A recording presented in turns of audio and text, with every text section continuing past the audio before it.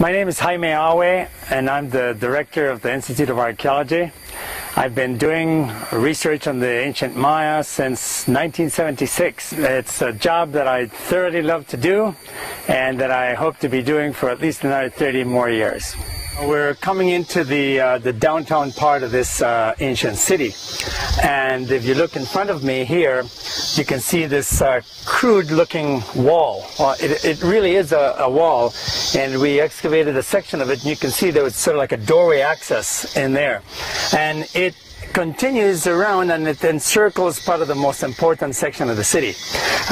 Some people have tried to argue that perhaps it was defensive. It's also possible that it might have been demarcating space.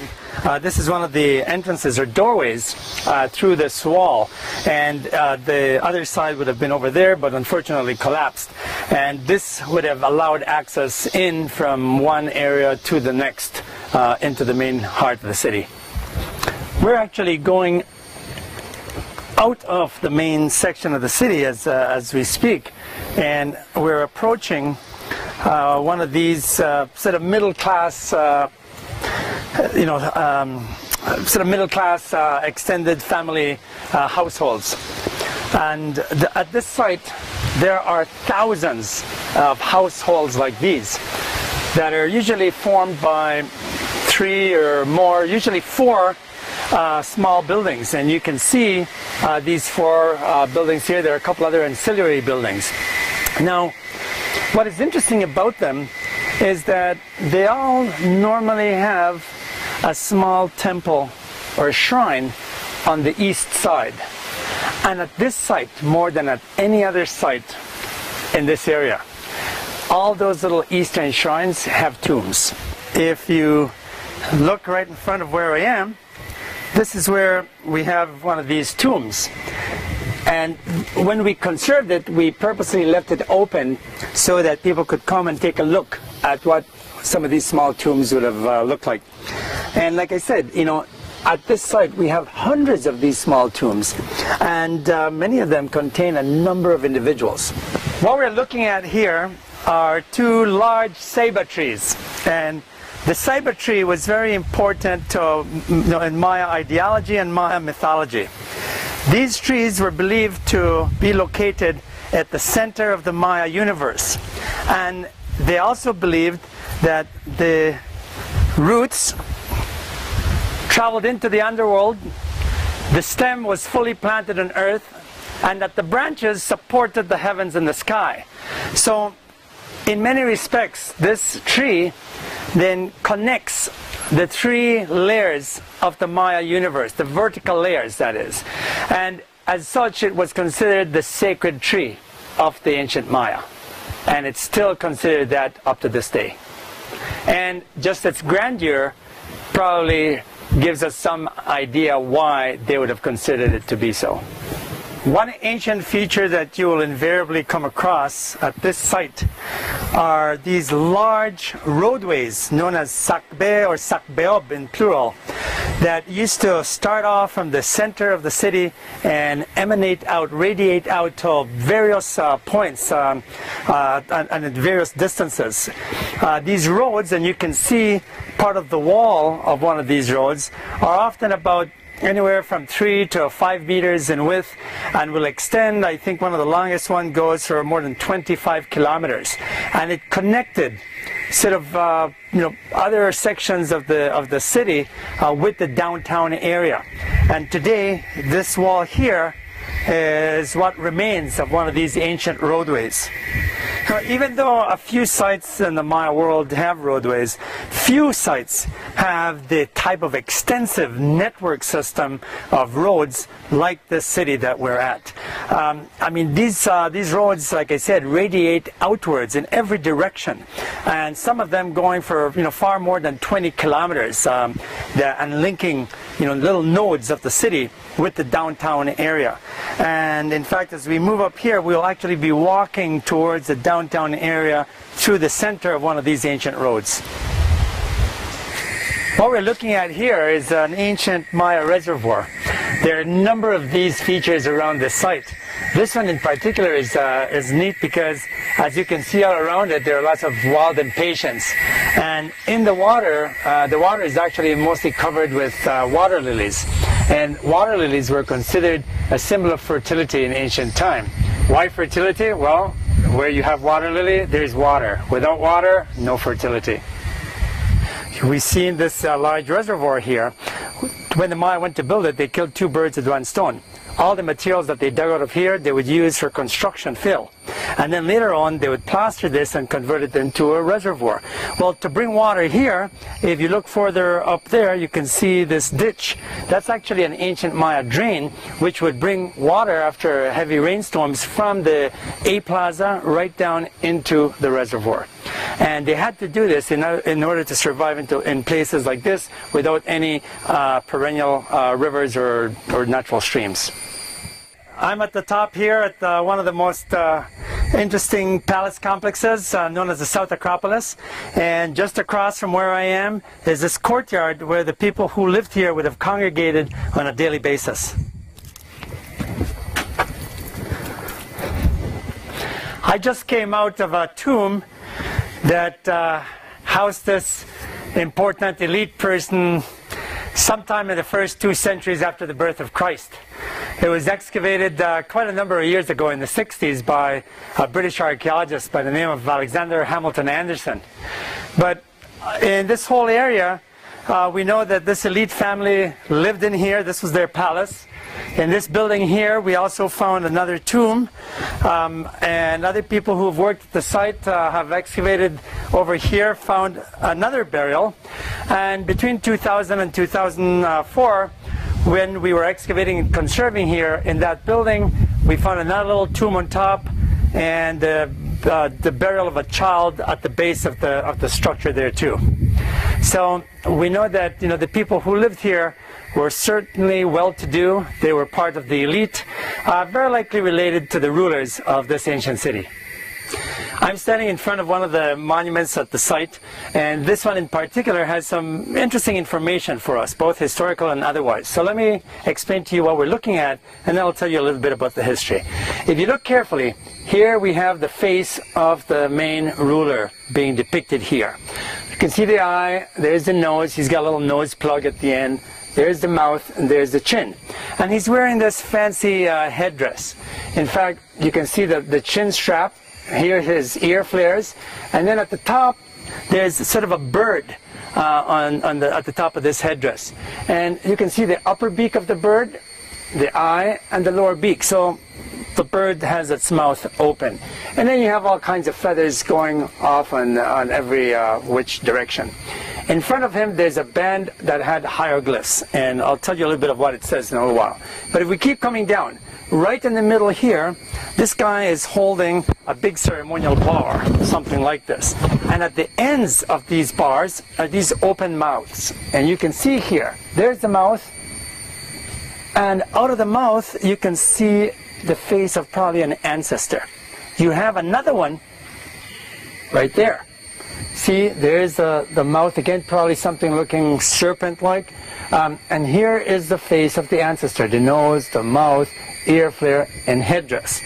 As you come down from below the neck, this individual has probably a big belt, and right at the center, probably around waistline, is this skeletal-looking figure. And then down below, the skirt goes down, and he has a tassel hanging right between the legs that goes down to here. And he's standing sort of like in this kind of pose with his feet sticking out. You can see this one foot here. There's the heel. And he's wearing some fancy sort of sandals. There's a little like pom-pom at the back of the sandals there. And there's the point, the foot. In addition to that, there are two little characters who are assisting him, little dwarfs. What does the whole thing tell us? Well, we know that this guy here is a ruler who we call Not a How. And we know that he ruled for around 19-20 years. And eventually, after a short period of time, he goes out of commission. And he's replaced by his younger brother, who is Lord Khan II, one of the most accomplished rulers of the ancient city that we're at. So I'm sitting on one of the ball courts at the site, And what's really interesting about this court is that it has a central marker which records some very important historic information about activities that this site was involved with. For example, on the monument, it mentions about the defeat of another large Maya city, some kilometers away from here, by one of the rulers at this site in about 556 AD. And it also records the subsequent defeat of another city by the son of that important ruler. Now, what is interesting too about ball courts is that we know that the ancient Maya, like many of their Mesoamerican cousins, played this ball game. So you would have two teams, one located at either end. And the idea is that you would bounce the solid rubber ball back and forth. And if you served the ball and the team on the opposing end could not return the service, you scored a point. Maya ball courts and the Maya ball game were really important for several ideological reasons. One of them has to do with the whole concept of creation. In fact, to the Maya, the movement of the ball back and forth was, sort of akin to the sun's movement around the Maya universe. We also know that the ball game is done for political reasons. When you go to war and you take captive important rulers from other sites, they're forced to play a ball game against your ruler. So in many respects, the ball court was also like a theater where you reenacted the events, either the ideological one about the creation of the universe or your success at defeating your next door polity or city-state. And then sometimes they would play it for sport. In fact, there's some information that in some of the games the winners could then run into the audience and take all their jewelry, and so people would scatter at the end of this game. So it was very, very interesting, dynamic kind of game. I'm now walking into the A Plaza of this ancient city. This courtyard was very important back in its heyday, probably again in the first couple centuries after the birth of Christ. There are lots of carved monuments all around here. And on the east side of the courtyard was this awesome building that we call an E-group.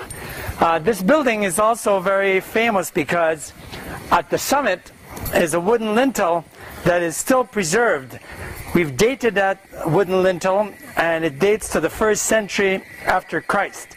Very few lintels like this survive such a long period of time. It's an awesome building. It had on top of this big platform 5 little temples. The center one is the biggest one. There are 2 on either side of it, and then 2 more slightly up front. This kind of building was used for astronomical purposes. In fact, we know that the Maya used it to mark the passage of the equinox and the 2 solstices, because the Maya were certainly among the world's preeminent astronomers.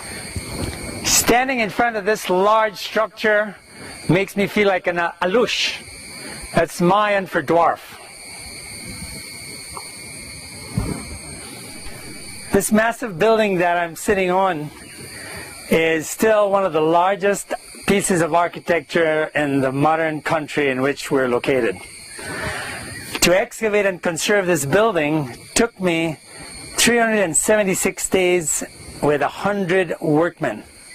And we worked 20 days non-stop and 10 days break, and rain or shine, till we got it looking the way it did. Before that, it looked like any other jungle-covered hill.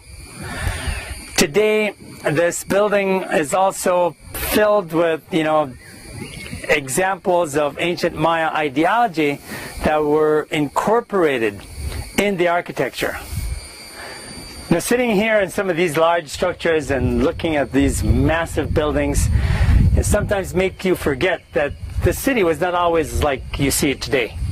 In fact, we know that this city in particular starts off as a small village some centuries before the birth of Christ, probably as early as 600 BC. And gradually, that small village started to grow, becoming a larger town. And it had everything going for it, lots of good soils on some of the hill slopes. They built agricultural terraces that extend for square miles upon square miles. And eventually that small village became a town, and that town became a large city. And it was during some of these times that places like the Reservoir, for instance, would have been built.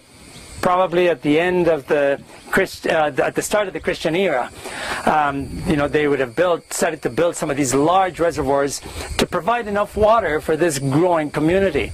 We also know from some of the carved monuments that some of the times that this city really just boomed was after some of the successes it had against some of the neighboring cities, especially in terms of warfare. We know that sometime around the end of the early classic period, in fact in the 6th century, the defeat of ancient Tikal would have led to the capture of a lot of people who were probably enslaved and brought here, and there was a building boom. And then, the city after a while starts to slow down because, it's fallen under adverse situations and conditions, probably as a result of similar actions by other neighboring cities. And then again, we see some more boom time around the 9th century AD. But that last boom was very short-lived, and certainly by about 1000 AD, the city starts to wane and eventually is abandoned, and the jungle takes over. Sometimes when you walk through this ancient city, it's really hard to get a sense of how large it is. But for those of you who have traveled to other Maya cities, I can tell you that the size of this city is as big as places like Chichen Itza in the Yucatan in Mexico, or even Tikal in Guatemala. One of the interesting things about this city, in fact, one of the unique features is that we have a lot of giant Ahau altars. These are altars carved with this hieroglyph that says Ahau. It's the end of a particular day, and it has a number associated with it. And we know that they were commemorated to mark the completions of 20-year periods. It's the same way like how we mark, January 1st every year to celebrate New Year's. Well, they used to use that to mark the completion of a 20-year period. And this site has a number of these monuments, and you don't find that commonly anywhere else. At the summit of this structure, you can actually see down below some of the palaces where the elite rulers and the kings used to live at this ancient city. And as you come across, you can see their own private temples here, their own little private courtyard, and on this other side, even additional palace buildings with multiple rooms, and you can see doorways going into the interior of those buildings. Below the structure that we're standing on are also two tombs where they would have buried some of their ancestors. In fact, at the base of the structure, one can see sort of a square or rectangular feature there. Well, the reason for that feature is that down below was the tomb of one of the queen mothers. And what this tells us is that these buildings were sort of living entities, to the Maya, because they were able to keep the spirit of the ancestor as part of the family. And they could petition these ancestors to act as intermediaries between them and the departed, as well as with the gods. When we look out to the horizon, today all you see is mostly jungle-covered landscape. Well, if you were to have come here back in AD 600, AD 700, that landscape would have been totally transformed, because beneath that canopy lies thousands of other prehistoric buildings, and also miles upon miles upon miles of ancient agricultural terraces.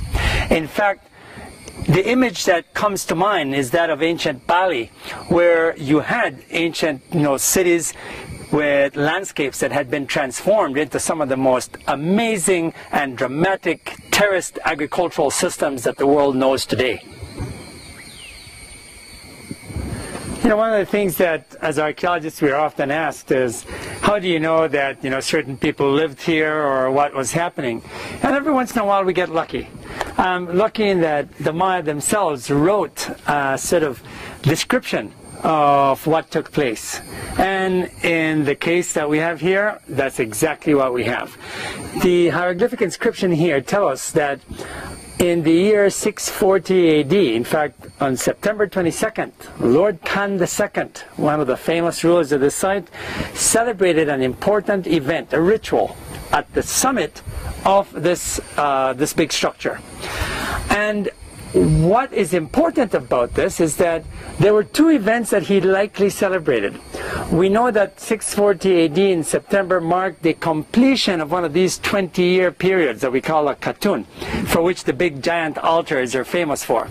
But the 22nd of September is also the day after the equinox. The equinox marks an important passage of time. The Maya celebrated these events. And so we know that this important ruler celebrated this at the top of this building, right next to his palaces.